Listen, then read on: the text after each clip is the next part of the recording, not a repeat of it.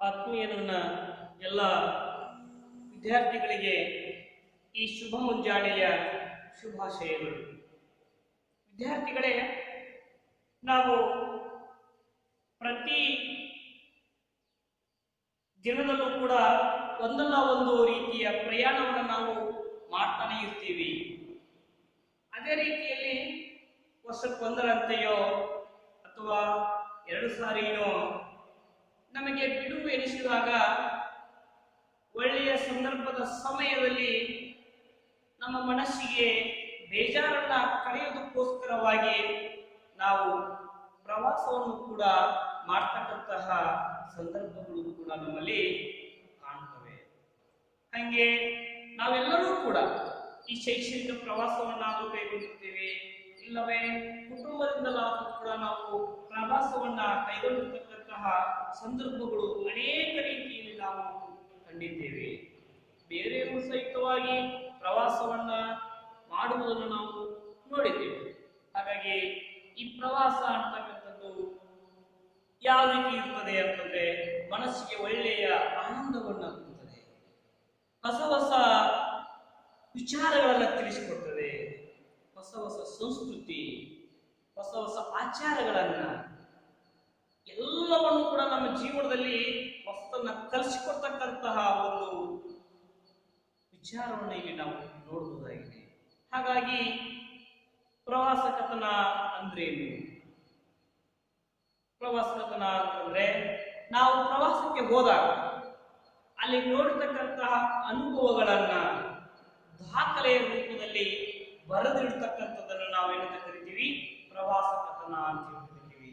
ವಿದ್ಯಾರ್ಥಿಗಳೇ, ಅದೇ ರೀತಿಯಲ್ಲಿ ಈ ನಮ್ಮ ತರಗತಿಯಲ್ಲಿ ಈ 9ನೆಯ ತರಗತಿಯಲ್ಲಿ 2ನೇ ಗದ್ಯ ಪಾಠವಾಗಿರತಕ್ಕಂತಹ ಬೆಳಗಿನ ಕಾಲ ಜಯಪುರ ಎಂಬುದು ಒಂದು ಪ್ರವಾಸ ಕಥನ ಇದೆ. ಈ ಪ್ರವಾಸ ಕಥನವನ್ನು ನಾವೀಗ ಅಧ್ಯಯನ ಮಾಡೋಣ. ಆ ಪ್ರವಾಸ ಕಥನ ಯಾವುದು ಅಂತಂದ್ರೆ ಅದೇ ಹೇಳಿದಿಲ್ಲ, ಬೆಳಗಿನ ತಾಣ ಜಯಪುರ. ಈ ಬೆಳಗಿನ ತಾಣ ಜಯಪುರ, ಈ ಪ್ರವಾಸ ಕಥನ ಅಂದ್ರೆ ಆ ಜಯಪುರದಲ್ಲಿ ಇರ್ತಕ್ಕಂತಹ ಸಂಸ್ಕೃತಿ, ಜಯಪುರದ ಅಂದ ಚಂದ, ಜಯಪುರದಲ್ಲಿರ್ತಕ್ಕಂತಹ ವಿಶೇಷತೆಗಳು, ಜಯಪುರದಲ್ಲಿ ಬರ್ತಕ್ಕಂತಹ ವಾಸ್ತುಶಿಲ್ಪಗಳು, ಜಯಪುರದಲ್ಲಿ ಬರ್ತಕ್ಕಂತಹ ಜಾನಪದ ಶೈಲಿಗಳು ಯಾವ ರೀತಿ ಇದ್ದಾವೆ ಅಂತಕ್ಕಂಥದನ್ನ ದಾಖಲೆಯ ರೂಪದಲ್ಲಿ ಈ ಪ್ರವಾಸ ಕಥನದಲ್ಲಿ ಅತ್ಯಂತ ಅದ್ಭುತವಾಗಿ ರಚನೆಯನ್ನ ಮಾಡಿದ್ದಾರೆ. ಹಾಗಾದ್ರೆ ವಿದ್ಯಾರ್ಥಿಗಳೇ, ಈ ಬೆಳಗಿನ ತಾಣ ಜಯಪುರ ಎಂಬ ಪ್ರವಾಸ ಕಥನವನ್ನ ಬರೆದಿರ್ತಕ್ಕಂಥವ್ರು ಯಾರು ಅಂತಂದ್ರೆ ಕೆ. ಶಿವರಾಮ್ ಕಾರಂತ. ಲೇಖಕರಾಗಿರ್ತಕ್ಕಂಥವರು ಕೆ. ಶಿವರಾಮ್ ಕಾರಂತ್. ಕೆ ಅಂತಂದ್ರೆ ಕೋಟ ಶಿವರಾಮ್ ಕಾರಂತರು ಈ ಗದ್ಯ ಭಾಗವನ್ನ ರಚನೆ ಮಾಡಿದ್ದಾರೆ. ಹಾಗಾದ್ರೆ ಈ ಶಿವರಾಮ್ ಕಾರಂತರ ಪರಿಚಯವನ್ನ ವಿದ್ಯಾರ್ಥಿಗಳೇ ನಾವೆಲ್ಲರೂ ಈಗ ತಿಳಿದುಕೊಳ್ಳೋಣ. ಶಿವರಾಮ್ ಕಾರಂತರು ಯಾವಾಗ ಜನಿಸಿದ್ರು, ಎಲ್ಲಿ ಜನಿಸಿದ್ರು, ಅವರು ಬರೆದಿರ್ತಕ್ಕಂಥ ಸಾಹಿತ್ಯಗಳು ಏನೇನು, ಅವರಿಗೆ ಈ ಸಾಹಿತ್ಯ ಕೃಷಿಗಾಗಿ ಬಂದಿರತಕ್ಕಂತಹ ಪ್ರಶಸ್ತಿಗಳು ಯಾವುವು ಎನ್ನುವುದನ್ನು ನಾವೀಗ ತಿಳಿದುಕೊಳ್ಳೋಣ. ಹಾಗಾದ್ರೆ ಬನ್ನಿ ವಿದ್ಯಾರ್ಥಿಗಳೇ, ನಾನೀಗ ಶ್ರೀ ಶಿವರಾಮ್ ಕಾರಂತರ ಪರಿಚಯವನ್ನ ಮಾಡಿಕೊಳ್ಳೋಣ. ನೋಡಿ ವಿದ್ಯಾರ್ಥಿಗಳೇ, ಈ ಶಿವರಾಮ್ ಕಾರಂತ 1902ರಲ್ಲಿ ಇವರು ಜನನವಾಗ್ತಾರೆ. ಮತ್ತೆ ಇವರು ಉಡುಪಿ ಜಿಲ್ಲೆಯ ಕೋಟ ಎಂಬ ಸ್ಥಳದಲ್ಲಿ ಇವರ ಜನ್ಮಸ್ಥಳ. ಎಲ್ಲಿ ಅಂತಂದ್ರೆ 1902ರಲ್ಲಿ ಉಡುಪಿ ಜಿಲ್ಲೆಯ ಕೋಟ ಎಂಬ ಸ್ಥಳದಲ್ಲಿ ಇವರು ಜನಿಸ್ತಾರೆ. ಇವರು ಸಾಹಿತ್ಯ ಅಪಾರವಾಗಿರುತ್ತದೆ, ಉತ್ತಮ ಬರಹಗಾರ. ಇವರು ಹಲವಾರು ಕಾದಂಬರಿಗಳನ್ನು ರಚನೆ ಮಾಡಿದ್ದಾರೆ. ಆ ಕಾದಂಬರಿಗಳು ಯಾವುವು ಎಂದರೆ ಚೋಮನ ದುಡಿ, ಮರಳಿ ಮಣ್ಣಿಗೆ, ಬೆಟ್ಟದ ಜೀವ. ಇವರು ಬರೆದಿರ್ತಕ್ಕಂತಹ ಕಾದಂಬರಿಗಳಾಗಿವೆ. ಮತ್ತೆ ಇವರ ಕವನ ಸಂಕಲನಗಳು, ಕಥಾ ಸಂಕಲನಗಳನ್ನು ನಾವು ನೋಡೋಣ. ಈಗ ಮೊದಲಿಗೆ ಕಥಾ ಸಂಕಲನಗಳು ಯಾವುವು ಎಂದರೆ ಹಸಿವು, ಹಾವು, ಕವಿ, ಕರ, ಟರ್ನ್, ಇವೆಲ್ಲವೂ ಕೂಡ ಇವರ ಕಥಾ ಸಂಕಲನಗಳಾಗಿವೆ. ವಿದ್ಯಾರ್ಥಿಗಳೇ, ಈಗ ಕವನ ಸಂಕಲನವನ್ನು ನಾವು ನೋಡೋಣ. ರಾಷ್ಟ್ರಗೀತ ಸುಧಾಕರ ಮತ್ತು ಶೀರ್ಗವನಗಳು ಅಂತಕ್ಕಂತಹ ಕವನ ಸಂಕಲನಗಳನ್ನ ಈ ಶಿವರಾಮ್ ಕಾರಂತರು ರಚನೆ ಮಾಡಿದ್ದಾರೆ. ಮತ್ತೆ ಇವರ ಪ್ರವಾಸ ಕಥೆಗಳನ್ನು ನಾವು ನೋಡಿದಾಗ ಅಬುವಿನಿಂದ ಬರಾಮಕ್ಕೆ, ಅಬುವಿನಿಂದ ಬರಾಮಕ್ಕೆ, ಅಪೂರ್ವ ಪಶ್ಚಿಮ, ಅಪೂರ್ವ ಪಶ್ಚಿಮ, ಅರಸಿಕರಲ್ಲ, ಪಾತಾಳಕ್ಕೆ ಪಯಣ. ಇವು ಶಿವರಾಮ್ ಕಾರಂತರು ಬರೆದಿರ್ತಕ್ಕಂತಹ ಪ್ರವಾಸ ಕಥನಗಳಾಗಿವೆ. ಮತ್ತೆ ಇವರು ಒಂದು ಆತ್ಮಕಥನ, ಇವರ ಆತ್ಮಕಥನ ಯಾವುದು ಅಂದ್ರೆ ಹುಚ್ಚು ಮನಸ್ಸಿನ 10 ಮುಖಗಳು. ಏನು? ಹುಚ್ಚು ಮನಸ್ಸಿನ 10 ಮುಖಗಳು ಎಂಬ ಆತ್ಮಕಥನವನ್ನ ಇವರು ರಚನೆ ಮಾಡಿದ್ದಾರೆ. ಮತ್ತೆ ಇವರು ಕಾದಂಬರಿ ಬರೆದಿದ್ದಾರೆ ಮೂಕಜ್ಜಿಯ ಕನಸುಗಳು, ಕಾದಂಬರಿ ಮೂಕಜ್ಜಿಯ ಕನಸುಗಳು. ಮತ್ತೆ ಅನೇಕ ಕೃತಿಗಳನ್ನು ಕೂಡ ಇವರು ರಚನೆ ಮಾಡಿದ್ದಾರೆ. ಯಕ್ಷಗಾನ ಬಯಲಾಟ, ಮೈಮಣ್ಣನ ಸುಳಿಯಲ್ಲಿ ಅಂತಕ್ಕಂತಹ ಕೃತಿಗಳನ್ನು ರಚನೆ ಮಾಡಿದ್ದಾರೆ. ಇಷ್ಟೆಲ್ಲ ಸಾಹಿತ್ಯವನ್ನ ರಚನೆ ಮಾಡಿರ್ತಕ್ಕಂತಹ ಈ ಶಿವರಾಮ್ ಕಾರಂತರಿಗೆ ಅನೇಕ ಪ್ರಶಸ್ತಿಗಳು ಕೂಡ ಲಭಿಸಿವೆ. ಆ ಪ್ರಶಸ್ತಿಗಳು ಯಾವುವು ಅಂತ ನೋಡಿದಾಗ ಜ್ಞಾನಪೀಠ ಪ್ರಶಸ್ತಿಯನ್ನು ಕೂಡ ಇವರು ಪಡ್ಕೊಂಡಿದ್ದಾರೆ. ನಮ್ಮ ದೇಶದಲ್ಲಿ ಉತ್ತಮವಾದ ಅತ್ಯುತ್ತಮ ಪ್ರಶಸ್ತಿಗಳಲ್ಲಿ ಒಂದಾಗಿರ್ತಕ್ಕಂಥದ್ದು ಜ್ಞಾನಪೀಠ ಪ್ರಶಸ್ತಿ. ಅದನ್ನು ಕೂಡ ಈ ಶಿವರಾಮ್ ಕಾರಂತರು ಪಡೆದಿದ್ದಾರೆ. ಪಂಪ ಪ್ರಶಸ್ತಿಯನ್ನ ಪಡೆದಿದ್ದಾರೆ. ಕೇಂದ್ರ ಸಾಹಿತ್ಯ ಅಕಾಡೆಮಿ ಪ್ರಶಸ್ತಿಯನ್ನು ಕೂಡ ಇವರು ಪಡೆದಿದ್ದಾರೆ. ವಿದ್ಯಾರ್ಥಿಗಳೇ, ನಾವೆಲ್ಲ ಈಗ ಈ ಕೋಟ ಶಿವರಾಮ್ ಕಾರಂತರ ಪರಿಚಯವನ್ನ ಅತ್ಯಂತ ಸರಳ ರೀತಿಯಲ್ಲಿ ನಾವೀಗ ತಿಳಿದುಕೊಂಡೆವು. ಹಾಗಾದ್ರೆ ವಿದ್ಯಾರ್ಥಿಗಳೇ, ನಾವೀಗ ಮುಂದಿನ ಭಾಗಕ್ಕೆ ಹೋಗುವುದಕ್ಕಿಂತ ಮುಂಚಿತವಾಗಿ ಮತ್ತೊಂದು ಸಾರಿ ಈ ಶಿವರಾಮ್ ಕಾರಂತರ ಪರಿಚಯವನ್ನ ಇನ್ನಷ್ಟು ಸಂಕ್ಷಿಪ್ತವಾಗಿ ನಿಮಗೆ ಮತ್ತೊಂದು ಸಾರಿ ನಾನು ತಿಳಿಸ್ತಾ ಇದ್ದೀನಿ. ಎಲ್ಲರೂ ಕೂಡ ಗಮನ ಕೊಟ್ಟು ಕೇಳಿ. ನೋಡಿ ವಿದ್ಯಾರ್ಥಿಗಳೇ, ಈ ಕೋಟ ಶಿವರಾಮ್ ಕಾರಂತರು 1902ರಲ್ಲಿ ಉಡುಪಿ ಜಿಲ್ಲೆಯ ಕೋಟ ಎಂಬ ಸ್ಥಳದಲ್ಲಿ ಇವರು ಜನಿಸುತ್ತಾರೆ. ಇವರು ಚೋಮನದುಡಿ, ಮರಳಿ ಮಣ್ಣಿಗೆ, ಬೆಟ್ಟದ ಜೀವ ಕಾದಂಬರಿಗಳನ್ನ ಬರೆದಿದ್ದಾರೆ. ಅದರ ಜೊತೆಗೆ ಹಸಿವು, ಹಾವು, ಕವಿ ಕರ್ಮ ಎಂಬ ಕಥಾ ಸಂಕಲನಗಳನ್ನು ರಚನೆ ಮಾಡಿದ್ದಾರೆ. ಮತ್ತೆ ರಾಷ್ಟ್ರಗೀತ ಸುಧಾಕರ ಮತ್ತು ಶೀರ್ಗವನಗಳು ಎಂಬ ಕವನ ಸಂಕಲನಗಳನ್ನು ರಚನೆ ಮಾಡಿದ್ದಾರೆ. ಮತ್ತೆ ಅಬುವಿನಿಂದ ಬರಾಮಕ್ಕೆ, ಪೂರ್ವ ಪಶ್ಚಿಮ, ಅರಸಿಕರಲ್ಲ, ಪಾತಾಳಕ್ಕೆ ಪಯಣ ಎಂಬ ಪ್ರವಾಸ ಕಥನಗಳನ್ನು ರಚನೆ ಮಾಡಿದ್ದಾರೆ. ಇವರ ಆತ್ಮಕಥನ ಹುಚ್ಚು ಮನಸ್ಸಿನ 10 ಮುಖಗಳು. ಮತ್ತೆ ಇವರ ಕಾದಂಬರಿ ಮೂಕಜ್ಜಿಯ ಕನಸುಗಳು. ಮತ್ತೆ ಇವರ ಕೃತಿಗಳು ಯಾವುವು ಎಂದರೆ ಯಕ್ಷಗಾನ ಬಯಲಾಟ, ಮೈಮನಗಳ ಸುಳಿಯಲ್ಲಿ. ಇಷ್ಟೆಲ್ಲ ಸಾಹಿತ್ಯವನ್ನ ರಚನೆ ಮಾಡಿರ್ತಕ್ಕಂತಹ ಕೋಟ ಶಿವರಾಮ್ ಕಾರಂತರಿಗೆ ಜ್ಞಾನಪೀಠ ಪ್ರಶಸ್ತಿ ಲಭಿಸಿದೆ. ಪಂಪ ಪ್ರಶಸ್ತಿಯು ದೊರಕಿದೆ. ಕೇಂದ್ರ ಸಾಹಿತ್ಯ ಅಕಾಡೆಮಿ ಪ್ರಶಸ್ತಿಯು ಸಹಿತವಾಗಿ ಇವರಿಗೆ ದೊರಕಿದೆ. ವಿದ್ಯಾರ್ಥಿಗಳೇ, ನಾವು ಈಗ ಶಿವರಾಮ್ ಕಾರಂತರ ಪರಿಚಯವನ್ನ ಅಭ್ಯಾಸ ಮಾಡಿದ್ದೇವೆ. ಈ ಶಿವರಾಮ್ ಕಾರಂತರ ಪರಿಚಯವನ್ನ ಪರೀಕ್ಷೆಯಲ್ಲಿ 3 ಅಂಕಕ್ಕೆ ನಿಮಗೆ ಪ್ರಶ್ನೆಯನ್ನ ಕೇಳ್ತಾರೆ. ಸಾಹಿತಿಗಳ ಜನನ, ಸ್ಥಳ, ಕೃತಿ ಹಾಗೂ ಪ್ರಶಸ್ತಿಗಳ ಬಗ್ಗೆ ಬರೆಯಿರಿ, ವಾಕ್ಯ ರೂಪದಲ್ಲಿ ಬರೆಯಿರಿ ಅಂತ ಕೇಳಿದಾಗ ನಾವು ಇಷ್ಟೆಲ್ಲ ಅಂಶಗಳನ್ನ ಅಲ್ಲಿ ಪರಿಪೂರ್ಣವಾಗಿ ಬರೆದ್ವಿ ಅಂತಂದ್ರೆ ಸಂಪೂರ್ಣ 3 ಅಂಕಗಳು ನಮಗೆ ಲಭಿಸುತ್ತವೆ. ವಿದ್ಯಾರ್ಥಿಗಳೇ, ನಾವೀಗ ಈ ಜಯಪುರದ ಗದ್ಯ ಪಾಠವನ್ನ ಅಭ್ಯಾಸ ಮಾಡೋಣ. ನೋಡಿ, ಜಯಪುರ ನನ್ನ ಪಾಲಿಗೆ ಹೊಸತಾಗಿರಲಿಲ್ಲ. 15 ವರ್ಷಗಳ ಹಿಂದೊಮ್ಮೆ ಹೋಗಿ ಈ ಬಾರಿ ನಾನು ಶ್ರೀಪತಿಯು ರೈಲಿನಿಂದ ಇಳಿದಾಗ ಬೆಳಗಿನ 11 ಗಂಟೆಯ ಬಿಸಿಲು ಬಡಿಯುತ್ತಿತ್ತು. ಮಿತ್ರರಾದ ರೈಗಳು ನಿಲ್ದಾಣಕ್ಕೆ ಬಂದು ನಮಗಾಗಿ ಕಾದಿದ್ದರು. ನಮ್ಮನ್ನು ಊರ ಹೊರಗಿನ ಅವರ ಮನೆಗೆ ಕರೆದುಕೊಂಡು ಹೋದರು. ಹೊರಗಡೆ ನಾಲ್ಕು ಸುತ್ತಲೂ ಕುಸುಬು ಹರಡಿದ್ದ ಮರುಭೂಮಿಯಲ್ಲಿ ಅವರ ಮನೆ ಇತ್ತು. ಅಲ್ಲಿ ಮಧ್ಯಾಹ್ನ ವೇಳೆ ಸ್ನಾನಕ್ಕೆ ನೀರು ಕಾಯಿಸುವ ಅಗತ್ಯವಿಲ್ಲ. ಕುಸುಬಿನ ಕಾವಿನಿಂದ ನಲ್ಲಿಯ ನೀರು ಕಾದೇ ಬರುತ್ತಿತ್ತು. ನಾನೇನೋ ಬಿಸಿ ನೀರು ಸ್ನಾನ ಮಾಡುವ, ಆದರೆ ನನಗೆ ಆದದ್ದು ಶ್ರೀಪತಿಗೆ ಆಗದು. ಶ್ರೀಪತಿ ಕಣ್ಣೀರು ಮೀಯುತ್ತಿದ್ದ. ಹೀಗಾಗಿ ಕಾದಿದ್ದ ನೀರನ್ನು ಆರಿಸಿ ತಣ್ಣೀರಿನ ಸ್ನಾನ ಮಾಡಿದ. ಅನಂತರ ಊಟ ಮಾಡಿ ಒಂದೆರಡು ತಾಸು ವಿಶ್ರಾಂತಿ ಪಡೆದೆವು. ನಮ್ಮ ಮೊದಲ ಕಾರ್ಯಕ್ರಮವೆಂದರೆ ಅಂಬೇರಕ್ಕೆ ಹೋಗುವುದು. ಊರ ಹೊರಗಿರುವ ನಮ್ಮ ಮಿತ್ರ ರೈಗಳಿಗೆ ಅಂಬೇರಕ್ಕೂ ಜಯಪುರಕ್ಕೂ ನಡುವೆ ಸಿಟಿ ಬಸ್ ನಡೆಯುತ್ತಿತ್ತೆಂದು ಸಹ ಗೊತ್ತಿರಲಿಲ್ಲ. ಹೀಗಾಗಿ ನಾವು ಟಾಟಾವನ್ನ ಗೊತ್ತು ಮಾಡಿಕೊಂಡು ನಗರದ ಮಧ್ಯಭಾಗದಿಂದ ಹಾದು ಹೋದೆವು. ವಿದ್ಯಾರ್ಥಿಗಳೇ, ಇಲ್ಲಿ ತನಕ ನಾನು ಈ ಪಾಠವನ್ನ ನಿಮ್ಮ ಮುಂದೆ ಓದಿದೆ. ನಿಮಗೆ ಪರಿಪೂರ್ಣವಾಗಿ ಇದರ ಬಗ್ಗೆ ಅರ್ಥ ಆಗದೇ ಇದ್ರೂ ಸಹಿತವಾಗಿ ಅಲ್ಪ ಸ್ವಲ್ಪನಾದರೂ ಸಹಿತವಾಗಿ ಈ ಪಾಠವನ್ನು ನೀವು ತಿಳ್ಕೊಂಡಿದ್ದೀರಿ. ಈಗ ಓದಿರ್ತಕ್ಕಂಥ ಒಂದು ಪ್ಯಾರಾದ ಅಂಶವನ್ನ ನೀವು ತಿಳ್ಕೊಂಡಿದ್ದೀರಿ.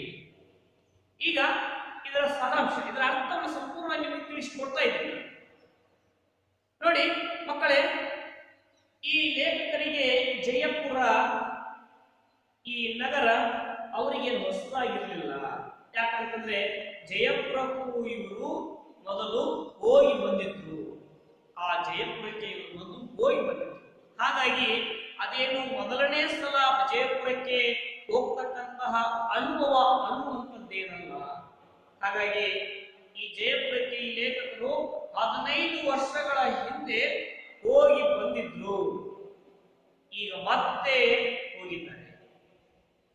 ಈ ಏನ್ ಜಯಪುರಕ್ಕೆ ಹೋಗಿದಾರಲ್ಲ, ಅದಕ್ಕೂ ಮುಂಚೆ 15 ವರ್ಷಗಳಿಗಿಂತ ಮುಂಚೆ ಹೋಗಿ ಬಂದಿದ್ರು. ಈಗ ಹೋದಾಗ ಮತ್ತೆ ಎರಡನೇ ಸಾರಿ. ಹಾಗಾಗಿ ಅದೇನು ನನಗೆ ಹೊಸ ಅನುಭವ ಅಲ್ಲ. ನಾನು ಮೊದಲು 15 ವರ್ಷಕ್ಕಿಂತ ಮುಂಚೆ ಹೋಗಿ ಬಂದೀನಿ. ಈ ಬಾರಿ ನಾನು ಶ್ರೀಪತಿ ಇವರು ಸಹಿತವಾಗಿ ರೈಲಿನಲ್ಲಿ ಆ ಜಯಪುರಕ್ಕೆ ಹೋಗಿ ಇಳಿದರು. ಆದ್ರೆ ಇವರು ಶ್ರೀಪತಿ ಮತ್ತು ಲೇಖಕರು ಹೋಗಿ ಇಳಿದಾಗ ಸಮಯ ಬೆಳಿಗ್ಗೆ 11 ಗಂಟೆಯಾಗಿತ್ತು. 11 ಗಂಟೆ ಆಗಿತ್ತು. 11 ಗಂಟೆ ಅಂತಂದ್ರೆ ಬಿಸಿಲಿನ ಬೇಗೆ ಜಾಸ್ತಿ ಆಗ್ತಕ್ಕಂತಹ ಸಂದರ್ಭ. ಬಿಸಿಲು ಬಡಿಯುತ್ತಿತ್ತು. ಜೋರಾಗಿರ್ತಕ್ಕಂತಹ ಬಿಸಿಲು ಬಡಿತಾ ಇತ್ತು. ಯಾರ್ಯಾರು ಹೋಗಿದ್ರು? ಶ್ರೀಪತಿ ಮತ್ತು ಲೇಖಕರು ಜಯಪುರಕ್ಕೆ ಹೋದಾಗ, ರೈಲಿನಿಂದ ಇಳಿದಾಗ ಅಲ್ಲಿ 11 ಗಂಟೆ ಆಗಿತ್ತು ಬೆಳಗ್ಗೆ.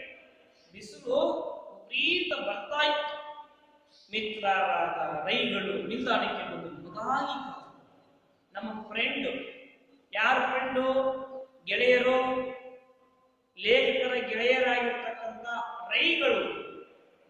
ಇವರಿಬ್ರು ಬರೋ ವಿಷಯವನ್ನ ಆ ರೈಗಳಿಗೆ ತಿಳಿಸಿದ್ರು ಮೊದಲು. ಹಾಗಾಗಿ ರೈಲು ನಿಲ್ದಾಣದಲ್ಲಿ ರೈಗಳು ತಮ್ಮ ಗೆಳೆಯರಿಗಾಗಿ ಕಾಯ್ತಾ ನಿಂತಿದ್ರು. ಆ ರೈಗಳು ಇವರನ್ನ ಅದೇ ಜಯಪುರ ಊರಿನ ಹೊರಗಡೆ, ಈ ರೈಗಳ ಒಂದು ಮನೆ ಇತ್ತು ಊರ ಹೊರಗಡೆಗೆ, ಅಲ್ಲಿಗೆ ಇವರನ್ನ ಕರೆದುಕೊಂಡು ಹೋಗ್ತಾರೆ. ರೈಗಳ ಒಂದು ಈ ಜಯಪುರದ ಊರಿನ ಹೊರಗಡೆಗೆ ಒಂದು ಮನೆ ಇತ್ತು ರೈಗಳದ್ದು. ಅಲ್ಲಿಗೆ ಈ ಶ್ರೀಪತಿಯವರನ್ನ ಮತ್ತು ಲೇಖಕರಾಗಿರ್ತಕ್ಕಂಥ ಶಿವರಾಮ್ ಕಾರಂತರನ್ನ ಕರೆದುಕೊಂಡು ಹೋದ್ರು. ಆದ್ರೆ ಆ ಮನೆಯ ಹೊರಗಡೆ 4 ದಿಕ್ಕಿನ ಕಡೆಗೂ ಕುಸುಬು ಅಂದ್ರೆ ಮರಳು ಹರಡಿತ್ತು. ಆ ಮರಳಿನ ಮರುಭೂಮಿಯಲ್ಲಿ ಅವರ ಮನೆ ಇತ್ತು. ಹಾಗಾಗಿ ಅಲ್ಲಿ ಮಧ್ಯಾಹ್ನದ ವೇಳೆ ಬಿಸಿನೀರು ಸ್ನಾನ ಮಾಡಬೇಕು ಅಂತಂದ್ರೆ ಒಲೆ ಮೇಲೆ ಆ ನೀರನ್ನ ಕಾಯಿಸುವಂತಹ ಅವಶ್ಯಕತೆ ಅಲ್ಲಿ ಇರಲಿಲ್ಲ. ನೀರು ಆ ಉಸುಬಿನ ಕಾವಿನಿಂದಲೇ ನೀರು ಬಿಸಿಯಾಗಿ ಬರ್ತಾ ಇತ್ತು. ಯಾಕಂತಂದ್ರೆ ಆ ಮನೆಯ ಉಸುಬು ಅದೇ ಸ್ಥಳದಲ್ಲಿ ನಿರ್ಮಾಣ ಆಗಿದ್ದರ ಫಲವಾಗಿ ಆ ಉಸುಬು ಬಿಸಿಲಿಗೆ ಬೇಗ ಬರ್ತಾ ಇತ್ತು. ಹಾಗಾಗಿ ಅಲ್ಲಿರ್ತಕ್ಕಂತಹ ಆ ಮನೆಯ ಒಳಗಡೆ ಇರ್ತಕ್ಕಂಥ ನಲ್ಲಿ ನೀರು, ಆ ನಲ್ಲಿ ಒಳಗಡೆ ಬರಬೇಕು ಅಂತಂದ್ರೆ ಆ ಉಸುಬಿನ ಒಳಗಡೆಯಿಂದ ಬರ್ಬೇಕಲ್ಲ, ಪೈಪ್ ಒಳಗಡೆ ಹಾಕಿದ್ರಲ್ಲ ಆ ನೀರು, ಆ ಉಸುಬು ಕಾದಿದ್ದರ ಫಲವಾಗಿ ನೀರು ಕಾಯ್ಕೊಂಡೇ ಬರ್ತಾ ಇತ್ತು. ಹಾಗಾಗಿ ನೀರಿನ ಸ್ನಾನ ಮಾಡುವಷ್ಟು ಬಿಸಿ ನೀರಲ್ಲಿ ಇತ್ತು. ಹಾಗಾಗಿ ಇವರೇನೋ ಸ್ನಾನ ಮಾಡಿದ್ರು, ಯಾರು ಲೇಖಕರಾಗಿರ್ತಕ್ಕಂಥವ್ರು ಅದೇ ಬಿಸಿ ನೀರು ಸ್ನಾನ ಮಾಡುತ್ತಿದ್ರು. ಆದ್ರೆ ಅವರ ಗೆಳೆಯರಾಗಿರ್ತಕ್ಕಂಥ ಶ್ರೀಮತಿಗಳಿಗೆ ಬಿಸಿನೀರಿನ ಸ್ನಾನ ಮಾಡುವ ಅಭ್ಯಾಸ ಇರಲಿಲ್ಲ. ಬಿಸಿನೀರಿನ ಸ್ನಾನ ಮಾಡುವಂತ ಅಭ್ಯಾಸ ಇರಲಿಲ್ಲ, ಅದು ಅವರಿಗೆ ಆಗಿ ಬರ್ತಿರ್ಲಿಲ್ಲ. ಹಾಗಾಗಿ ಶ್ರೀಪತಿ ಏನ್ ಮಾಡಿದ್ರು, ಅಲ್ಲಿ ತಣ್ಣೀರು ಸಿಗೋದಿಲ್ಲ, ನಲ್ಲಿಯನ್ನ ಶುರು ಮಾಡಿದ್ರೆ ಬಿಸಿನೀರೇ ಬರ್ತಿತ್ತು. ಯಾಕಂತಂದ್ರೆ ಆ ಉಸುಬು ಕಾಯ್ತಾ ಇತ್ತು ಬಿಸಿಲಿನ ತಾಪಕ್ಕೆ. ಆ ಸಂದರ್ಭದಲ್ಲಿ ನಲ್ಲಿಯನ್ನ ಪ್ರಾರಂಭ ಮಾಡಿದ್ರೆ ಆ ನಲ್ಲಿಯಿಂದ ನೀರು ಬಿಸಿಯಾಗೆ ಬರ್ತದೆ.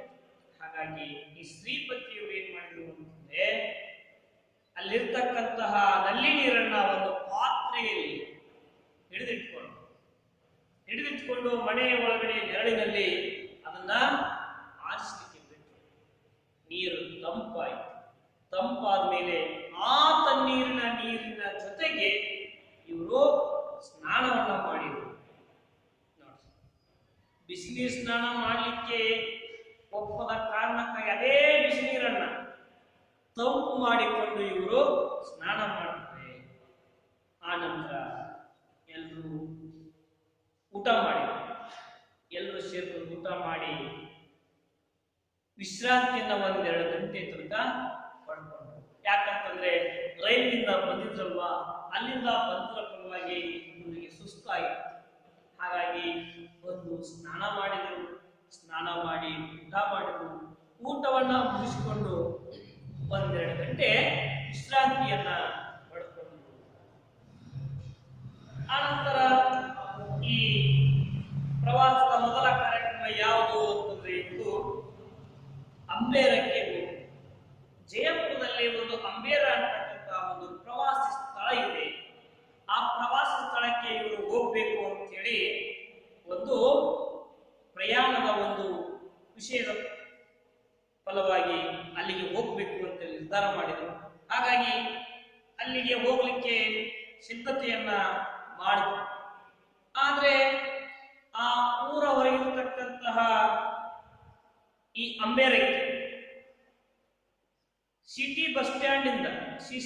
ಬಸ್ ನಿಲ್ದಾಣದಿಂದ ಹಾಗೂ ಜಯಪುರಕ್ಕೂ ಮತ್ತು ಆ ಅಂಬೇರಕ್ಕೂ ಸಿಟಿ ಬಸ್ಸುಗಳು ಓಡಾಡ್ತವೆ ಅಂತಕ್ಕಂಥದ್ದು ಈ ಲೇಖಕರ ಮಿತ್ರರಾಗಿರ್ತಕ್ಕಂತಹ ಈ ರೈಗಳಿಗೆ ವಿಷಯ ಗೊತ್ತಿರಲಿಲ್ಲ. ಹಾಗಾಗಿ ಇವ್ರು ಏನ್ ಮಾಡಿದ್ರು, ಒಂದು ಟಾಂಗಾವನ್ನ ಗೊತ್ತು ಮಾಡಿ. ಟಾಂಗಾ ಅಂತಂದ್ರೆ ಕುದುರೆ ಗಾಡಿ. ಎತ್ತಿನ ಗಾಡಿ ಹೆಂಗಿರ್ತವೋ ಹಂಗೆ ಕುದುರೆ ಗಾಡಿ. ನಾವು ಇದನ್ನ ಸ್ಪಷ್ಟವಾಗಿ ಕಲ್ಪನೆ ಮಾಡ್ಕೋಬೇಕು ಅಂತಂದ್ರೆ, ರಾಜ್ಕುಮಾರ್ ಅವರು ಆಕಸ್ಮಿಕ ಸಿನಿಮಾದಲ್ಲಿ ಹುಟ್ಟಿದರೆ ಕನ್ನಡ ನಾಡಲ್ಲಿ ಹುಟ್ಟಬೇಕು ಎಂಬ ಈ ಹಾಡಿನಲ್ಲಿ ಆ ಕುದುರೆ ಗಾಡಿಯಲ್ಲಿ ಅಂದ್ರೆ ಟಾಂಗಾದಲ್ಲಿ ನಿಂತ್ಕೊಂಡು ತಮ್ಮ ಅಭಿನಯವನ್ನ ಮಾಡ್ತಾರೆ. ಆ ಕುದುರೆ ಗಾಡಿಯನ್ನ ಮಾಡಿಕೊಂಡು ನಗರದ ಮಧ್ಯಭಾಗದಿಂದ ಅಂಬೇರಕ್ಕೆ ಹೊರಟು. ಅಂದ್ರೆ ಆ ನಗರದ ಮಧ್ಯಭಾಗದಿಂದ ಹೋಗುವಾಗ ಇವರಿಗೆ ಆಮೇಲೆ ಗೊತ್ತಾಗುತ್ತೆ ಅಂಬೇರಕ್ಕೂ ಹಾಗೂ ಜಯಪುರಕ್ಕೂ ಸಿಟಿ ಬಸ್ ಓಡಾಡ್ತವೆ ಅಂತ. ವಿದ್ಯಾರ್ಥಿಗಳೇ, ನಿಮ್ಗೆ ಇಲ್ಲಿ ತನಕ ನಾನು ಓದಿದ್ದು ಅರ್ಥ ಆಯಿತು ಅಂತ ಅನ್ಕೊಂಡಿದ್ದೀನಿ. ನೋಡಿ, ಮತ್ತೆ ಮುಂದೆ ಓದ್ತಾ ಇದ್ದೀನಿ. ಇನ್ನೂ ಸರಿ ಹೇಳ್ಬೇಕಾ? ಸರಿ. ಜಯಪುರ ಈ ಲೇಖಕರಿಗೆ ಹೊಸದಾಗಿರಲಿಲ್ಲ. ಇವರು 15 ವರ್ಷದ ಹಿಂದೆ ಆ ಜಯಪುರಕ್ಕೆ ಹೋಗಿ ಬಂದಿದ್ರು. ಈ ಸರಿ ಜಯಪುರಕ್ಕೆ ಹೋದಾಗ ಶ್ರೀಪತಿಯು ಲೇಖಕರ ಜೊತೆಗೆ ಬಂದು ರೈಲಿನಿಂದ ಇಳಿದಾಗ ಬೆಳಗಿನ 11 ಗಂಟೆ ಬಿಸಿಲು ಹೊಡಿತಾ ಇತ್ತು.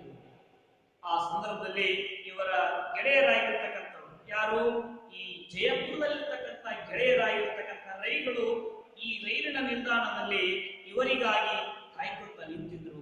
ಅದೇ ಸಮಯಕ್ಕೆ ರೈಗಳು ತಮ್ಮ ಮನೆಯಾದ ಊರ ಹೊರಗಡೆ ಇರತಕ್ಕಂಥ ತಮ್ಮ ಮನೆಯಲ್ಲಿ ಇವರು ಕರೆದುಕೊಂಡು ಹೋಗ್ತಾರೆ. ಅಲ್ಲಿ ಸ್ನಾನ ಮಾಡ್ಲಿಕ್ಕೆ ಹೇಳ್ತಾರೆ. ಆದ್ರೆ ಆ ಮನೆ ಸುತ್ತಲೂ 4 ದಿಕ್ಕಿನ ಕಡೆಗೂ ಸುಬ್ಬಡಿಕೊಂಡಿತ್ತು. ಹಾಗಾಗಿ ನಲ್ಲಿಯ ನೀರು ಆ ಬಿಸಿಲಿನ ತಾಪಕ್ಕೆ ನಲ್ಲಿಯಲ್ಲಿ ಬಿಸಿನೀರು ಬರ್ತಾ ಇತ್ತು. ಲೇಖಕರು ಬಿಸಿನೀರನ್ನ ಸ್ನಾನ ಮಾಡಿದರು. ಆದರೆ ಅವರ ಗೆಳೆಯರಾಗಿರ್ತಕ್ಕಂತಹ ಶ್ರೀಪತಿಯವರಿಗೆ ಬಿಸಿನೀರು ಆಗಿ ಬರ್ತಿರಲಿಲ್ಲ. ಅವರು ಬಿಸಿನೀರನ್ನ ತೆಗೆದುಕೊಂಡು ಪಾತ್ರೆಯಲ್ಲಿ ತಣ್ಣಗೆ ಮಾಡಿದ್ರು. ಆಮೇಲೆ ತಣ್ಣೀರಿನ ಸ್ನಾನವನ್ನ ಮಾಡಿದ್ರು. ಆನಂತರ ಇವರು ಊಟವನ್ನ ಮಾಡಿದ್ರು. ಊಟ ಮಾಡಿ ವಿಶ್ರಾಂತಿಯನ್ನು 1-2 ಗಂಟೆಯವರೆಗೆ ಪಡ್ಕೊಂತಾರೆ. ಆಮೇಲೆ ಇವರ ಪ್ರವಾಸದ ಮೊದಲ ಕಾರ್ಯಕ್ರಮ ಅಂತಂದ್ರೆ ಅಂಬೇರಕ್ಕೆ ಹೋಗ್ತಾರೆ. ಆ ಅಂಬೇರಕ್ಕೆ ಹೋಗ್ಲಿಕ್ಕೆ ಒಂದು ಕುದುರೆ ಗಾಡಿಯನ್ನ ರೆಡಿ ಮಾಡಿದ್ರು, ಸಿದ್ಧತೆ ಮಾಡಿದ್ರು. ಆದ್ರೆ ಅಂಬೇರಕ್ಕೂ ಮತ್ತು ಜಯಪುರದ ಮಧ್ಯೆ ಸಿಟಿ ಬಸ್ ಓಡಾಡ್ತವೆ ಅಂತಕ್ಕಂಥ ವಿಷಯ ಈ ಮಿತ್ರರಾಗಿರ್ತಕ್ಕಂಥ ಲೇಖಕರ ಮಿತ್ರರಾಗಿರ್ತಕ್ಕಂಥ ರೈಗಳಿಗೆ ಗೊತ್ತಿರಲಿಲ್ಲ. ಹಾಗಾಗಿ ಇವರು ನಗರದ ಮಧ್ಯಭಾಗದಿಂದ ಆ ಅಂಬೇರಕ್ಕೆ ಅದು ಹೋದ್ರು. ನೋಡಿ ವಿದ್ಯಾರ್ಥಿಗಳೇ, ಎಲ್ಲರಿಗೂ ಕೂಡ ಅರ್ಥ ಆಗಿದೆ ಅಂತ ಅಂದ್ಕೊಂಡಿದ್ದೀನಿ. ಅರ್ಥ ಆಗಿದೆ ಹೌದಲ್ವಾ? ಸರಿ ನೋಡಿ, ಜಯಪುರದ ಮುಖ್ಯ ಬೀದಿಗಳು ನನ್ನ ಮನಸ್ಸಿನ ಮೇಲೆ ತುಂಬಾ ಪರಿಣಾಮವನ್ನ ಬೀರಿದವು. 1 ಶತಮಾನದ ಹಿಂದೆ ಆ ನಗರದ ಬೀದಿಗಳು ನಿರ್ಮಾಣವಾಗಿದ್ದರೂ ಬಹಳ ಅಗಲವಾದ ಬೀದಿಗಳು, ನೇರವಾದವುಗಳು, ಬಹುದೂರದಿಂದ ಕಾಣಿಸುವ ಅಂಗಡಿ ಮನೆಗಳ ದೇಶೀ ವಾಸ್ತು ರಚನೆ ಚೆನ್ನಾಗಿ ಶೋಭಿಸುತ್ತದೆ. ಇಲ್ಲಿನ ಒಂದೊಂದು ಮನೆಯು ಒಂದೊಂದು ಶೈಲಿಯದು, ಒಂದೊಂದು ದೇಶದ್ದೂ ಆಗಿ ಕಾಣಿಸುತ್ತದೆ. ಆದುದರಿಂದಲೇ ನನಗೆ ಅವುಗಳ ಮೇಲೆ ಮೋಹ.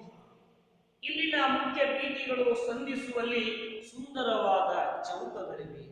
ಕೆಲವೊಂದು ಕಡೆಗಳಲ್ಲಿ ಭವ್ಯವಾದ ಮಹಾದ್ವಾರಗಳಿವೆ.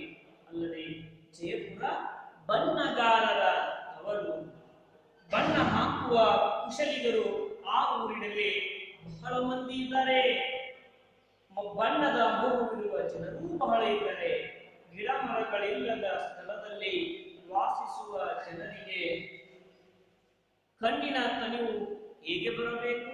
ಹಾಗೆಂದೋ ಏನೋ ಇಲ್ಲಿನ ಜನರು, ಅದರಲ್ಲೂ ಹೆಂಗಸರು, ರಂಗು ರಂಗಿನ ಲಂಗ, ಪೈಜಾಮ, ಸೀರೆ, ರವಿಕೆ, ಮೇಲುದೆ ತೊಡುವ ಅಭ್ಯಾಸದವರು. ಅದರಲ್ಲೂ ಕೆಂಪು, ಕಿತ್ತಳೆ, ಹಳದಿ ಎಂದರೆ ಪ್ರಾಣ. ನಿತ್ಯವೂ ಹೋಳಿ ಹುಣ್ಣಿಮೆ ಮಾಡುವವರಂತೆ ಬಣ್ಣದ ಚೆಲ್ಲಾಟ ಅವರ ಬಟ್ಟೆಗಳಲ್ಲಿ.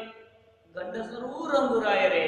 ಅವರ ಪಂಚೆ ಅಂಗಿಗಳಲ್ಲಿ ರಂಗು ಕಾಣಿಸದಿದ್ದರೂ ಮುಂಡಾಸಿನ 30 ಮೊಳಗಳಲ್ಲಿ 300 ಬಣ್ಣಗಳನ್ನ ಮೆರೆಯಿಸುವುದುಂಟು. ಸುತ್ತಿನ ಅವರ ದೇಸಿ ಮುಂಡಾಸನ್ನು ಚೆನ್ನಾಗಿ ಬಿಗಿದುಕೊಂಡಾಗ ಬಲು ಗಂಭೀರವಾಗಿಯೇ ಕಾಣಿಸುತ್ತದೆ. ವಿದ್ಯಾರ್ಥಿಗಳೇ ನೋಡಿ, ಈ ಜಯಪುರದಲ್ಲಿ ಇರತಕ್ಕಂತಹ ಮುಖ್ಯ ಬೀದಿಗಳು ಬಹಳ ಈ ಲೇಖಕರ ಮನಸ್ಸಿನ ಮೇಲೆ ಪರಿಣಾಮವನ್ನು ಉಂಟು ಮಾಡಿವೆ. ಯಾಕಂತಂದ್ರೆ ಅವು ಈಗಿನ ಸಂದರ್ಭದಲ್ಲಿ ಅಲ್ಲಿನ ರಸ್ತೆಗಳು ನಿರ್ಮಾಣವಾಗಿದ್ದವಲ್ಲ. ನೂರಾರು ವರ್ಷಗಳ ಹಿಂದೆ, ಒಂದು ಶತಮಾನದ ಹಿಂದೆ ಆ ಬೀದಿಗಳನ್ನ ಅಲ್ಲಿ ನಿರ್ಮಾಣ ಮಾಡಿದ್ರು. ಸಂಪೂರ್ಣವಾಗಿ ದೇಶೀಯ ವಾಸ್ತು ರಚನೆಯಲ್ಲಿ ಅವು ನಿರ್ಮಾಣವಾಗಿದ್ದವು. ಮತ್ತೆ ಆ ಬೀದಿಗಳು ನೇರವಾಗಿದ್ದವು, ನೋಡ್ಲಿಕ್ಕೆ ನೇರವಾಗಿದ್ದವು. ಬಹಳ ದೂರದಿಂದ ಕಾಣಿಸ್ತಕ್ಕಂಥ ಅಂಗಡಿಯಾಗಿರ್ಬೋದು, ಮನೆಗಳಾಗಿರ್ಬೋದು, ಅವುಗಳ ಕಟ್ಟಡ ವಾಸ್ತು ರಚನೆಯನ್ನು ನಾವು ನಮ್ಮ ದೇಶೀಯ ರಚನೆಯಲ್ಲಿ ನಾವು ನಮ್ಮ ದೇಶದ ರಚನೆಯಲ್ಲಿಯೇ ಅವುಗಳನ್ನು ನಾವು ಕಾಣಬಹುದಾಗಿತ್ತು. ಹಾಗಾಗಿ ಅಲ್ಲಿ ಇಲ್ಲಿನ ಒಂದೊಂದು ಮನೆಯು ಒಂದೊಂದು ಶೈಲಿಯದ್ದೇ ಆಗಿದೆ. ಒಂದು ಮನೆ ಒಂದು ರೀತಿ, ಮತ್ತೊಂದು ಮನೆ ಮತ್ತೊಂದು ರೀತಿಯಾಗಿತ್ತು. ಒಂದೊಂದು ದೇಶಕ್ಕೂ ಆಗಿ ಕಾಣಿಸ್ತದೆ. ಆದ್ರೆ ಬೇರೆ ಬೇರೆ ಅಂತ ಕಾಣಿಸಲ್ಲ. ನಮ್ಮ ದೇಶೀಯ ರಚನೆಯಲ್ಲಿ ಕೂಡ ಒಂದು ಮನೆ ಮತ್ತೊಂದು ಮನೆ ಬೇರೆ ಬೇರೆಯ ರೂಪದಲ್ಲಿ ಅದು ಕಾಣ್ತಾ ಇದೆ. ಹಾಗಾಗಿ ಹಾಗಾಗಿ ಲೇಖಕರಿಗೆ ಆ ಮನೆಗಳ ಮೇಲೆ ಬಹಳಷ್ಟು ಮೋಹ. ಇಲ್ಲಿನ ಬೀದಿಗಳು ಸಂಧಿಸುವ ಸಂದರ್ಭದಲ್ಲಿ ಚೌಕಗಳಿವೆ. ನಾಲ್ಕು ದಿಕ್ಕಿನ ಕಡೆಗೆ ಆ ರಸ್ತೆಗಳು ಕೂಡುವ ಸಂದರ್ಭದಲ್ಲಿ ಒಂದು ಚೌಕವನ್ನ ಇಲ್ಲಿ ನಿರ್ಮಾಣ ಮಾಡಿದರು. ಮತ್ತೆ ಅಲ್ಲಿ ಆ ಸಂದರ್ಭದಲ್ಲಿ ಊರ ಒಳಗಡೆಗೆ ಅಥವಾ ಆ ನಗರದ ಆ ವಾಡಿಗೆ ಹೋಗ್ಬೇಕು ಅಂದ್ರೆ ಅಥವಾ ಯಾವುದೇ ರೀತಿಯ ಒಂದು ಸ್ಥಳದಲ್ಲಿ ನಾವು ಮುಖ್ಯವಾದ ದ್ವಾರವನ್ನು ಅವರು ತಿಳ್ಕೊಂಡಿದ್ದರು. ಒಂದು ಉತ್ತಮವಾಗಿರ್ತಕ್ಕಂಥ ರಸ್ತೆಯಲ್ಲಿ ಅಲ್ಲಿ ದೊಡ್ಡ ರಸ್ತೆಯಲ್ಲಿ ಮಹಾದ್ವಾರವನ್ನ ಅವರು ನಿರ್ಮಾಣ ಮಾಡಿದ್ರು. ಅಲ್ಲದೆ ಆ ಜಯಪುರ ಅಂತಕ್ಕಂಥದ್ದು ಬಣ್ಣಗಳಿಗೆ ಕೇಳಿ ಹೆಸರು ಮಾಡಿರ್ತಕ್ಕಂಥದ್ದು. ಬಹಳಷ್ಟು ಬಣ್ಣಕ್ಕೆ ಅವರು ಪ್ರಾಧಾನ್ಯತೆಯನ್ನು ಕೊಡ್ತಾ ಇದ್ರು. ಹಾಗಾಗಿ ಈ ಜಯಪುರವನ್ನ ಬಣ್ಣಗಾರರ ತವರೂರು ಅಂತಕ್ಕಂಥದ್ದು ನಾವಿಲ್ಲಿ ಕಾಣಬಹುದು. ಬಣ್ಣ ಅಂತಂದ್ರೆ ಬೇರೆ ಎಲ್ಲೂ ಕೂಡ ಬಣ್ಣದ ಮೇಲೆ ಇರ್ತಕ್ಕಂತಹ ಪ್ರೀತಿ ಯಾವ ಜನರಲ್ಲಿ ಇರ್ತಕ್ಕಂಥ ಪ್ರೀತಿಯಲ್ಲಿ ಅತಿ ಹೆಚ್ಚಾಗಿರ್ತಕ್ಕಂತಹ ಪ್ರೀತಿಯನ್ನು ನಾವು ಕಾಣಬಹುದು. ಹಾಗಾಗಿ ಈ ಜಯಪುರವನ್ನ ಬಣ್ಣಗಾರರ ತವರೂರು ಅಂತ ಹೇಳಿ ಕರೀತಾರೆ. ಇಲ್ಲಿ ಬಣ್ಣ ಹಾಕ್ತಕ್ಕಂತಹ ಕುಶಲ ಕಾರ್ಮಿಕರು ಬಹಳ ಜನ ಇದ್ದಾರೆ. ಹಾಗಾಗಿ ಅವರ ಮೇಲೆ ಇರ್ತಕ್ಕಂತಹ ಬಣ್ಣದ ಪ್ರೀತಿಯನ್ನು ನಾವಿಲ್ಲಿ ಜನರು ಚೆನ್ನಾಗಿ ತಿಳ್ಕೊಂಡಿದ್ದಾರೆ ಅಂತಕ್ಕಂಥದ್ದು ನಾವು ಕಾಣಬಹುದು. ಆದ್ರೆ ಈ ಜಯಪುರದಲ್ಲಿ ಗಿಡ ಮರಗಳು ಇದೇ ಇರ್ತಕ್ಕಂಥ ಸ್ಥಳದಲ್ಲಿ ಇವರು ವಾಸ ಮಾಡ್ತಾರೆ ಅಂತಂದ್ರೆ ಇವರಿಗೆ ಕಣ್ಣಿಗೆ ಯಾವ ರೀತಿಯ ಈ ತಂಪಾಗುತ್ತೆ. ಗಿಡನೇ ಇಲ್ಲ ಅಂದ್ಮೇಲೆ ಅಲ್ಲಿ ಬರೀ ಬಿಸಿಲು ಅಂತಂದಾಗ ಕಣ್ಣಿಗೆ ತಂಪಾಗಬೇಕು ಅಂತಂದ್ರೆ ಅದು ಯಾವ ರೀತಿ ಅನ್ನೋದನ್ನ ನಾವು ನೋಡಿದಾಗ ಅದು ಈ ಬಣ್ಣದ ನೋಟದಿಂದ ಹಲವಾರು ಬಣ್ಣಗಳನ್ನು ಅವರು ಕಾಣ್ತಾರೆ. ಅದೇ ಅವರ ಕಣ್ಣಿಗೆ ತಂಪಾಗುವುದೇನು ಅನ್ನೋ ರೀತಿಯಲ್ಲಿ ಇಲ್ಲಿ ಹೆಣ್ಮಕ್ಳು ಆಗ್ತಕ್ಕಂತಹ ಬಟ್ಟೆಗಳು ರಂಗು ರಂಗಿನ ಲಂಗ, ಹಲವಾರು ಬಣ್ಣಗಳಿಂದ ಕೂಡಿರುವ ಲಂಗ, ಪಾಯ್ಜಾಮ, ಸೀರೆ, ನೌಕೆ, ನೇವಿಗೆ ಇವೆಲ್ಲವುಗಳನ್ನ ತರ್ತಕ್ಕಂತಹ ಅಭ್ಯಾಸವನ್ನ ಅಲ್ಲಿಯ ಹೆಂಗಸರು ಮಾಡ್ತಾರೆ. ಮತ್ತೆ ಅಲ್ಲಿ ಹೆಚ್ಚು ಇಷ್ಟಪಡ್ತಕ್ಕಂಥ ಬಣ್ಣಗಳು ಯಾವುವು ಅಂತಂದ್ರೆ ಕೆಂಪು ಬಣ್ಣ, ಕಿತ್ತಳೆ ಬಣ್ಣ, ಹಳದಿ ಬಣ್ಣ ಅಂತಂದ್ರೆ ಅಲ್ಲಿಯ ಜನರಿಗೆ ಪಂಚ ಪ್ರಾಣ ಬಹಳ ಇಷ್ಟಪಡ್ತಾರಂತೆ. ಆದ್ರೆ ನಾವೆಲ್ಲರೂ ಕೂಡ ಇಲ್ಲಿ ಹೋಳಿ ಹುಣ್ಣಿಮೆಯಲ್ಲಿ ಮಾತ್ರ ನಮ್ಮ ಬಟ್ಟೆಗಳಲ್ಲಿ ಹಲವಾರು ಬಣ್ಣಗಳನ್ನು ನಾವು ಕಾಣಬಹುದು. ಆದ್ರೆ ನಿತ್ಯವೂ ಕೂಡ ಅವರು ಹೋಳಿ ಹುಣ್ಣಿಮೆಯನ್ನ ಆಚರಣೆ ಮಾಡ್ತಾರೇನೋ ಅನ್ನೋ ರೀತಿಯಲ್ಲಿ ಅವರ ಬಟ್ಟೆಗಳಲ್ಲಿ ಅಷ್ಟೊಂದು ಬಣ್ಣಗಳಲ್ಲಿ ಅವರು ಚೆಲ್ಲಾಟ ಆಡ್ತಕ್ಕಂಥ ಬಟ್ಟೆಗಳನ್ನು ನಾವಲ್ಲಿ ಕಾಣಬಹುದು. ಅಲ್ಲಿಯೂ ಕೂಡ ಗಂಡಸರು ಕೂಡ ರಂಗರಾಯರೇ ಬಣ್ಣದ ಮೇಲೆ ಅಷ್ಟೊಂದು ಬಣ್ಣದಿಂದ ಕೂಡಿರುವ ಬಟ್ಟೆಗಳನ್ನೇ ಅವರು ಹಾಕ್ತಾರೆ. ಹಾಗಾಗಿ ವಿದ್ಯಾರ್ಥಿಗಳಿಗೆ ನೋಡಿ ಇಲ್ಲಿ ಇವರು ಕೂಡ ಪಂಜೆಯನ್ನ ಹೋಗ್ತಾ ಇದ್ರು, ಅಂಗಿಯನ್ನ ಹಾಕೊತಿದ್ರು. ಆ ಪಂಜೆ ಅಂಗಿಗಳಲ್ಲಿ ಹಲವಾರು ರೀತಿಯ ಬಣ್ಣಗಳನ್ನ ಕೂಡಿರ್ತಕ್ಕಂತಹ ಬಟ್ಟೆಗಳನ್ನ ಅವರು ಧರಿಸ್ತಾ ಇದ್ರು. ಮುಂಡಾಸನ್ನ ಇವರು ಧರಿಸ್ತಾ ಇದ್ರು. ಮುಂಡಾಸನ ಆ ಪೇಟಗಳಲ್ಲಿ ಎಷ್ಟು ಬಣ್ಣ ಅಂತಂದ್ರೆ 300ಕ್ಕಿಂತಲೂ ಹೆಚ್ಚು ಬಣ್ಣಗಳನ್ನ ಹೊಂದಿರತಕ್ಕಂಥ ಪೇಟವನ್ನು ಅವರು ಅಲ್ಲಿ ಧರಿಸ್ತಾ ಇದ್ರು. ಅವರ ದೇಶೀಯ ಮುಂಡಾಸು ಬಹಳ ಚೆನ್ನಾಗಿ ಗಂಭೀರವಾಗಿ ನಮ್ಮ ದೇಶೀಯ ಮುಂಡಾಸು ಅನ್ನೋ ರೀತಿಯಲ್ಲಿ ನಮ್ಮ ದೇಶೀಯ ಮುಂಡಾಸನ್ನೇ ಅವರು ಧರಿಸ್ತಾ ಇದ್ರು. ಅಷ್ಟೊಂದು ಉತ್ತಮವಾಗಿರ್ತಕ್ಕಂತಹ ಅವರ ಬಟ್ಟೆಯ ವಿದ್ಯಾರ್ಥಿಗಳು ನೋಡಿ ಈ ಜಯಪುರದ ಜನರು ಈ ಬಣ್ಣಕ್ಕೆ ಕೊಡ್ತಕ್ಕಂಥ ಪ್ರಾಧಾನ್ಯತೆ ತುಂಬಾ ಇತ್ತು. ಆ ಬಣ್ಣಗಳಲ್ಲಿ ಅವರು ಹಲವಾರು ರೀತಿಯ ಬಣ್ಣಗಳನ್ನು ಅವರು ಅನ್ಕೊಂಡಿದ್ರು. ಆ ಬಣ್ಣ ಅಂತಂದ್ರೆ ಅವರ ಜೀವನದ ಒಂದು ಅಂಗ ಅನ್ನೋ ರೀತಿಯಲ್ಲಿ ಕಾಣ್ತಾ ಇದ್ರು. ವಿದ್ಯಾರ್ಥಿಗಳೇ, ನಾವು ಕೂಡ ಆ ಜಯಪುರದ ಜನರಷ್ಟು ಬಣ್ಣಗಳನ್ನು ನಾವು ಅದಕ್ಕೆ ಪ್ರಾಧಾನ್ಯತೆಯನ್ನ ಕೊಡ್ತಿದ್ದೀವೋ ಇಲ್ಲೋ ಅನ್ನೋದನ್ನ ನಾವು ಇಲ್ಲಿ ಗೊತ್ತಾಗುತ್ತೆ. ಯಾಕಂತಂದ್ರೆ ಅವರು ಬಣ್ಣಕ್ಕೆ ಕೊಡ್ತಕ್ಕಂಥ ಪ್ರಾಧಾನ್ಯತೆ, ಅವರು ಒಟ್ಟಿನಲ್ಲಿ 3 ಬಣ್ಣಕ್ಕೆ ಬಹಳ ಮಹತ್ವತೆಯನ್ನು ಕೊಡ್ತಾ ಇದ್ರು. ಯಾವ್ಯಾವ? ಕಿತ್ತಳೆ, ಕೆಂಪು, ಹಳದಿ ಅಂತಕ್ಕಂಥ 3 ಬಣ್ಣಗಳನ್ನ ಅವರು ಇಲ್ಲಿ ಬಹಳ ಇಷ್ಟಪಡ್ತಿದ್ರು ಅಂತಕ್ಕಂಥದ್ದು. ಹೀಗಾಗಿ ಇಲ್ಲಿಗೆ ನೋಡಿದ್ರೆ ನಾವು ಜಯಪುರದ ಜನರ ಈ ಬಟ್ಟೆಯ ವಿಚಾರವನ್ನ ನೋಡಿದಾಗ ಅವರು ಗಂಡಸರು ಹೆಂಗಸರು ಎಲ್ಲರೂ ಸಹಿತವಾಗಿ ಬಣ್ಣ ಬಣ್ಣದ ಬಟ್ಟೆಗಳನ್ನ ತೊಟ್ಟಿದ್ರು ಅಂತಕ್ಕಂಥದ್ದನ್ನು ನಾವಿಲ್ಲಿ ಕಾಣಬಹುದು. ವಿದ್ಯಾರ್ಥಿಗಳೇ, ನಾವೀಗ ಈ ಗದ್ಯ ಭಾಗವನ್ನ ಇಲ್ಲಿಗೆ ಇವತ್ತಿನ ಅವಧಿಯಲ್ಲಿ ಮುಗಿಸೋಣ. ಆದ್ರೆ ಈಗ ನಿಮಗೆ ನಿಮಗೆ ಮನೆ ಕೆಲಸವನ್ನ ಕೊಡಬೇಕು. ಹಾಗಾಗಿ ನೀವು ಒಂದೆರಡು ಪ್ರಶ್ನೆಗಳನ್ನ ಕೊಡ್ತಾ ಇದ್ದೀನಿ. ಆ ಪ್ರಶ್ನೆಗಳಿಗೆ ನೀವು ಉತ್ತರವನ್ನ ಬರೆದುಕೊಂಡು ಆ ಉತ್ತರವನ್ನ ನೀವು ಸ್ವಂತ ರೀತಿಯಲ್ಲಿ ಬರೆಯುವ ಸಾಮರ್ಥ್ಯವನ್ನ ಗಳಿಸುವಂತಹ, ಬರೀ ಬರೆದುಕೊಂಡು ಬರುವಂಥದ್ದಷ್ಟೇ ಅಲ್ಲ, ಆ ಉತ್ತರವನ್ನ ನೀವು ಬರೆದುಕೊಂಡು ಬರಬೇಕು. ಹಾಗಾಗಿ ಸ್ವಂತ ಬರೆಯೋ ರೀತಿಯಲ್ಲಿ ಆಗ್ಬೇಕು. ಬರ್ಕೊಳ್ರಿ ಯಾವ ಪ್ರಶ್ನೆಗಳು ಅಂತಕ್ಕಂಥದನ್ನ. ಜಯಪುರದ ಬೀದಿ ಹಾಗೂ ಮನೆಗಳ ಸೌಂದರ್ಯವನ್ನ ವರ್ಣಿಸಿ. ಇದನ್ನ 3-4 ವಾಕ್ಯಗಳಲ್ಲಿ ನೀವು ಬರೆದುಕೊಂಡು ಬರಬೇಕು. ಜಯಪುರದ ಬೀದಿ ಹಾಗೂ ಮನೆಗಳ ಸೌಂದರ್ಯವನ್ನ ವರ್ಣಿಸಿ. ಮತ್ತೆ ಬರ್ಕೊಂಡಲ್ವಾ? ಜಯಪುರದ ಬೀದಿ ಹಾಗೂ ಮನೆಗಳ ಸೌಂದರ್ಯವನ್ನ ವರ್ಣಿಸಿ. ಮತ್ತೆ 5-6 ವಾಕ್ಯಗಳಲ್ಲಿ ಇರ್ತಕ್ಕಂತಹ ಒಂದು ಪ್ರಶ್ನೆಯನ್ನು ಕೂಡ ನೀವು ತಿಳ್ಕೊಳ್ಳಿ. ಇವತ್ತು ಪಾಠ ಮಾಡ್ತಕ್ಕಂಥ, ಇವತ್ತಿನ ಅವಧಿಯಲ್ಲಿ ಏನ್ ಪಾಠ ಮಾಡಿದ್ವಿ ಅದರಲ್ಲಿ ಬರ್ತಕ್ಕಂಥ ಪ್ರಶ್ನೆಗಳು ಇದನ್ನಷ್ಟೇ ಓದ್ಕೊಂಡ್ಬರ್ರಿ, ಬರ್ಕೊಂಡು ಬನ್ನಿ. ಬರ್ಕೊಂಡು ಜಯಪುರದ ಜನರಿಗೆ ಬಣ್ಣಗಳ ಬಗೆಗೆ ಇರುವ ಮೋಹವನ್ನು ತಿಳಿಸಿ.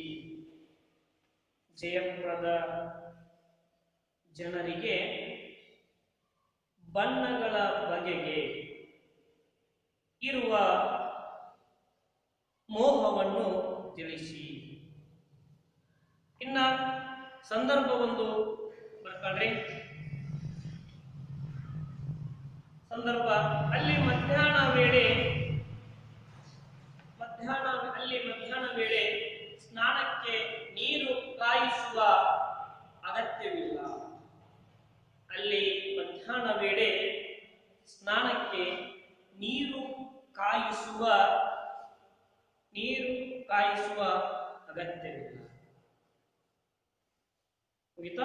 ಇನ್ನೊಂದು, ಗಂಡಸರು ರಂಗುರಾಯರೇ. ಬಿಡಿ, ಗಂಡಸರು ರಂಗುರಾಯರೇ. ನೋಡಿ ವಿದ್ಯಾರ್ಥಿಗಳೇ, 3-4 ವಾಕ್ಯದಲ್ಲಿ ಬರತಕ್ಕಂಥ ಒಂದು ಪ್ರಶ್ನೆ, 5-6 ವಾಕ್ಯದಲ್ಲಿ ಬರೆಯುವಂತಹ ಮತ್ತೊಂದು ಪ್ರಶ್ನೆ, ಮತ್ತೆ ಸಂದರ್ಭ ಸಹಿತ ಸ್ವಾರಸ್ಯವನ್ನ ಬರೆಯುವುದು 2 ಪ್ರಶ್ನೆಗಳನ್ನು ನಿಮಗೆ, ಒಟ್ಟು 4 ಪ್ರಶ್ನೆಗಳನ್ನ ನಿಮಗೆ ಮನೆಗೆಲಸಕ್ಕೆ ಕೊಟ್ಟಿದೆ. ಅವುಗಳನ್ನ ಸಂಪೂರ್ಣವಾಗಿ ಉತ್ತಮವಾಗಿ ಉತ್ತರವನ್ನ ಬರೆದುಕೊಂಡು ಬನ್ನಿ. ಆ ಉತ್ತರವನ್ನು ಓದಿಕೊಂಡು ಬನ್ನಿ. ಆ ಉತ್ತರಗಳನ್ನ ಇಲ್ಲಿ ನೀವು ನೋಡದೇ ಹೇಳುವಂತ ಸಾಮರ್ಥ್ಯವನ್ನ ಗಳಿಸಿಕೊಂಡು ಬನ್ನಿ. ಹಾಗಾದ್ರೆ ವಿದ್ಯಾರ್ಥಿಗಳೇ, ನಾವಿಂದು ಮುಂದಿನ ಅವಧಿಯಲ್ಲಿ ಮತ್ತೆ ಭೇಟಿಯಾಗೋಣ.